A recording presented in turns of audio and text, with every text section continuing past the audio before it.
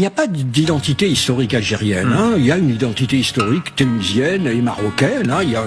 Il y a une monarchie, une longue monarchie. Mais l'Algérie n'a pas tellement d'histoire derrière elle. Et au fond, son identité, c'est la guerre contre la France.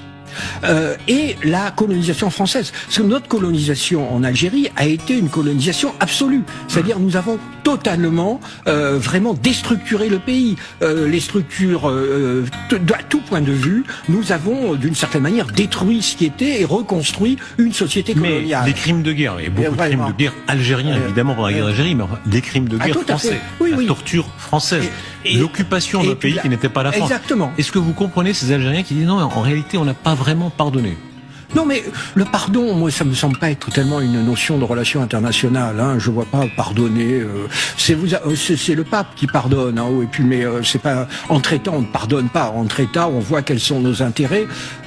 L'Algérie s'est créée contre la France, l'Algérie moderne se crée contre la France et elle va rester contre la France. C'est son identité. Et ce régime, qui est un régime militaire, derrière le pauvre Tebboune, c'est des colonels et des généraux dont on ne connaît d'ailleurs pas les noms.